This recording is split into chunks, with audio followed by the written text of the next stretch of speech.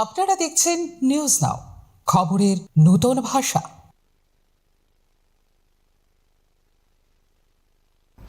স্বাধীনতার ৮০তম বর্ষপূর্তি উপলক্ষে শনিবার আগরতলায় ত্রিপুরা সরকারের জনজাতি কল্যাণ দপ্তরের মন্ত্রী বিকাশ দেববর্মান সরকারি বাসভবনে যথাযোগ্য মর্যাদা ও ভাব গাম্ভীর্যের সঙ্গে পালিত হল স্বাধীনতা দিবস।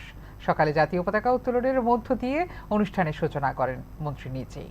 উপস্থিত ছিলেন টিএসআর ও পুলিশ কর্মীরা। পতাকা উত্তোলনের পর দেশের স্বাধীনতার জন্য আত্মবলিদান দেওয়া বীর শহীদ ও স্বাধীনতা সংগ্রামীদের শ্রদ্ধার সঙ্গে স্মরণ করা হয়। বক্তব্য রাখতে গিয়ে মন্ত্রী বলেন, স্বাধীনতা শুধুমাত্র উদযাপনের বিষয় নয়, এর সঙ্গে জড়িয়ে রয়েছে অসংখ্য মানুষের আত্মত্যাগ ও সংগ্রামের ইতিহাস।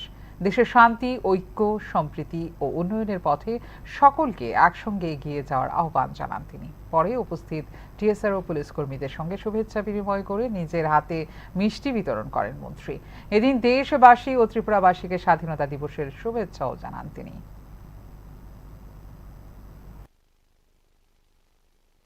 সমস্ত সাংবাদিক বন্ধুদেরকে শুভ সকাল। আজকে খুশির দিন, স্বাধীনতা দিবস ৮০তম। আমার সরকারি বাসভবনে এখনও আমরা জাতীয় পতাকা উত্তোলন করেছি।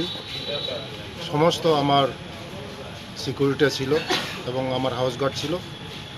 আমি দেশবাসীকে শুভেচ্ছা জানাই আজকে ৮০তম স্বাধীনতা দিবস উপলক্ষে।